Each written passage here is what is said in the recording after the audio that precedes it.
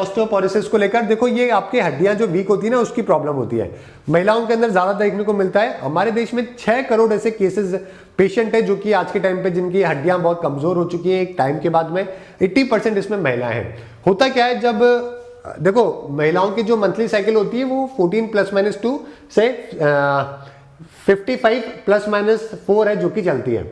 लेकिन जब मेनोपॉज होता है यानी कि जब मंथली साइकिल बंद हो जाती है ना, उसके बाद में हार्मोनल चेंजेस काफी होते हैं और आपकी बॉडी के अंदर जो है चेंजेस की वजह से बॉडी के वीकनेस आना और बोन्स वीक होना, ये बहुत ही कॉमन सिम्टम देखने को मिलता है। स्पेशली हमारे यहाँ पे दोस्तों 6 करोड़ के आसपास केसेस हैं आज के टाइम पे, और रिस्क उस टाइम पे फ्रैक्चर का काफी बढ़ जाता है। हम बोलते हैं ना कि बुढ़ापे में हड्डियां जुड़ती नहीं है, उसका कारण यही है क्योंकि हमने देखा है कि भाई टूटने के बाद जुड़ना बहुत मुश्किल हो जाता है। हमारे कंट्री में ज्यादा इश्यू है क्योंकि हम लोग कैल्शियम और न्यूट्रिशन के ऊपर ध्यान कम देते हैं कंपैरेटिवली। हमारा जो पहले ऑर्गेनिक फूड हुआ करता था, लोकल फूड होता था, अभी धीरे धीरे हम लोग उससे डिटैच होते जा रहे हैं। आप देखोगे कि आज से 15-20 साल पहले आपके घर के अंदर जो फूड हैबिट थी, जो लोकल फूड होता था हमारा, वो धीरे धीरे कम होता जा रहा है। उसके कारण भी बहुत ज्यादा है। आजकल लाइफस्टाइल फास्ट हो गई है, खाना बनाने में टाइम कम लगाना जरूरी है, वेस्टर्न फूड काफी आ चुका है, बाहर का फूड काफी आ चुका है, टेस्टी बहुत ज़्यादा होना ज़रूरी है। तो ऐसे कई सारे फैक्टर की वजह से हमारा लोकल फूड पर पीछे छूट चुका है। और जब हम लोग इस तरीके से ब्लेंड करने लग जाते हैं ना दूसरी चीज़ों को, तो क्या होता है कि हमारे न्यूट्रिशन इंटेक बहुत कम हो जाता है। हम लोग कम से कम 10 से 20 साल पीछे पहले हमारी बॉडी के अंदर इस प्रकार के वीकनेस वाले बोन वाले केसेस देखने को मिलते हैं comparatively to the western countries.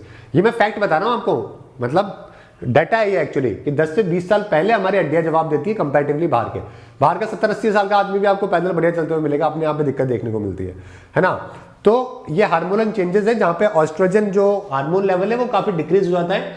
इससे बोन लॉस है जो कि ज्यादा देखने को मिलता है, जो कि आपकी बोन को स्ट्रॉन्ग करने में मदद करता है।